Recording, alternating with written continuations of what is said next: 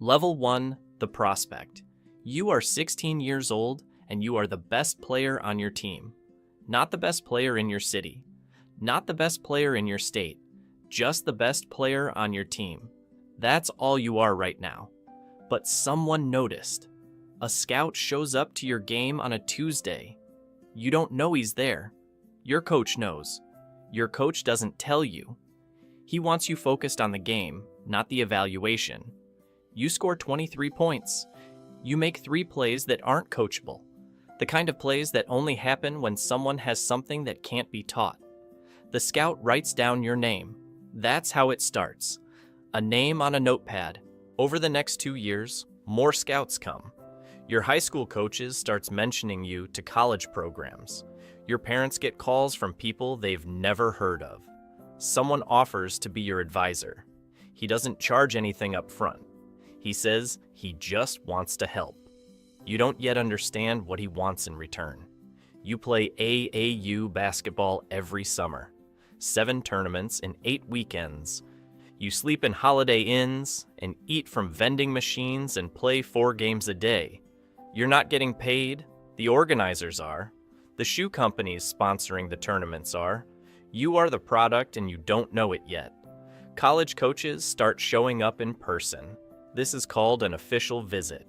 The NCAA regulates when they can contact you, when they can watch you, when they can offer you a scholarship. The rules are complicated. Most programs have compliance departments whose entire job is to find the line between what's allowed and what isn't. You don't have a compliance department. You have your parents and an advisor who says he just wants to help. You commit to a program. They offer you a full scholarship. Tuition, room, board, books. It's worth about $60,000 a year.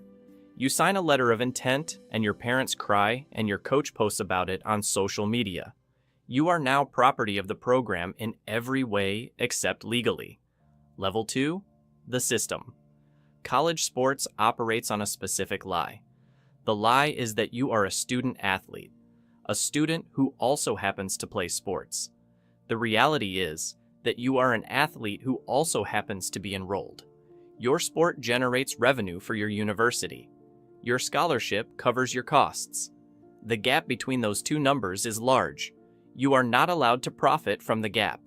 You practice 4 hours a day. You travel for road games and miss class. You spend extra time in film sessions and weight rooms and treatment rooms. The NCAA limits the number of hours a program can officially require from you. They don't limit the number of hours a program can strongly suggest you spend on voluntary activities. You understand what voluntary means in this context. It means you show up or you lose your scholarship. Your coach makes $4 million a year. Your position coach makes $800,000. Your position coach's assistant makes $300,000. Your trainer makes $200,000. You make $0. You watch your jersey sell in the team store for $65. You see your likeness used in video game promotions. You are told this is fair because of the educational opportunity you're receiving. You play 3 years. You develop. You put on 20 pounds of muscle. You learn to read defenses in ways you couldn't have imagined at 16. You become a projected first-round pick. You hire an agent. The agent is registered with the Players Association. He takes 4% of your contract. He tells you the 4% is standard. He is correct. He does not tell you that 4% of your first contract will be less than what he makes from 3 other clients who are not first-round picks. You declare for the draft. Level 3, the contract. The draft happens in June. You sit in a theater with your family and your agent and a camera crew from the league. You wear a suit that cost more than your mother's first car. Your name gets called in the first round. You walk across a stage and shake hands with a commissioner and hold up a jersey. The photo circulates on social media for about 6 hours before the next pick happens. 3 weeks later, you sign your rookie contract. First-round picks in the NBA sign a 4-year deal with a team option on years 3 and 4. The salary is set by the collective bargaining agreement. You do not negotiate it. The scale is predetermined.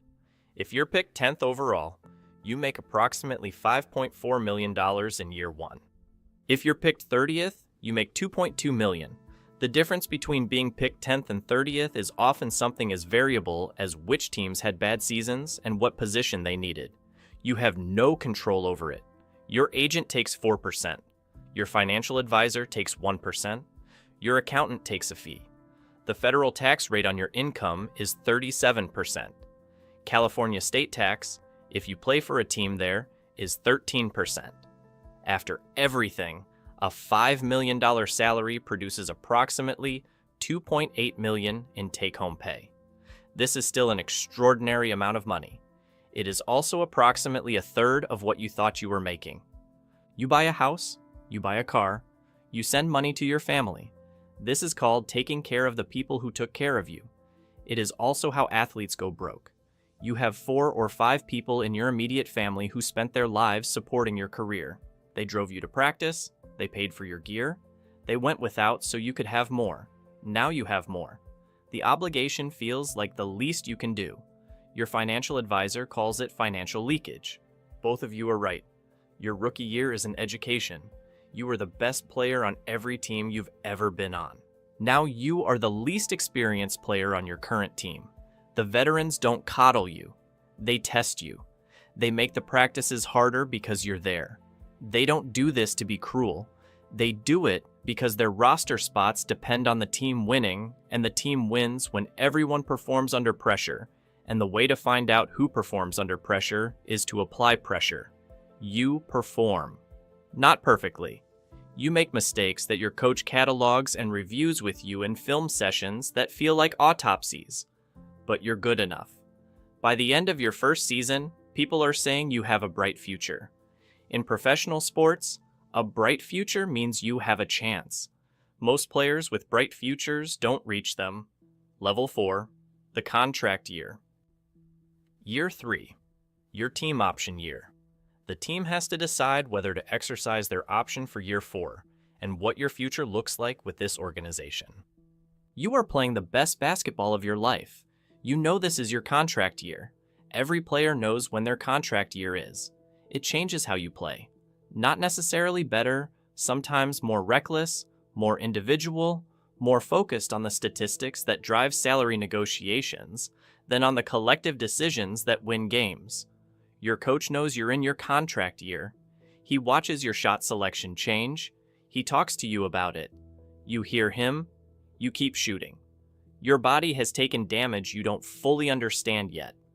3 years of an NBA schedule means 3 years of back-to-back games, red-eye flights, hard floors, contact that would injure people who weren't in peak physical condition. Your left knee has been quietly wrong for 8 months. You've been managing it with treatment and cortisone and the particular discipline of athletes who know that staying on the floor is the only way to get paid. Your agent negotiates your extension. He tells you the team is offering you $84 million over 4 years. He tells you another team would offer more. He tells you loyalty is something that gets tested when someone offers you more money. You ask your current team for $96 million. They offer $87. You sign $87 million for 4 years. The press conference is in a room with cameras and a backdrop with your team's logo on it. You say all the right things. Your new contract starts in 3 months. 6 weeks later, your knee gives out in the second quarter of a game against Denver. You feel it happen before you hear it. You know immediately. You've seen it happen to other players. You know what it means. The arena goes quiet when you go down. Your teammates form a circle around you. The medical staff runs onto the floor. The MRI confirms what you already knew. A CL reconstruction. 9 to 12 months of rehabilitation. Your new contract, the one you just signed, is fully guaranteed. This is the only reason your financial situation is going to be okay. Many players sign contracts that aren't fully guaranteed. Some of them are in similar situations right now, and their financial situation is not okay. Level 5, the back end. You come back. Not every player does, but you do. You spend 11 months in rehabilitation that is the hardest physical work of your life. Not because of the difficulty of the exercises, but because of the psychological repetition of doing the same movements for hundreds of hours in a room by yourself while your team plays games without you. You watch film. You lift what your knee can lift. You run at 60% and then 70 and then 80. The trainers track your progress in percentages. The team tracks it in dollars per point. You return in month 12. The knee is structurally sound. The feel of it is different. Not worse necessarily, just different in the way that things are different after they've been rebuilt.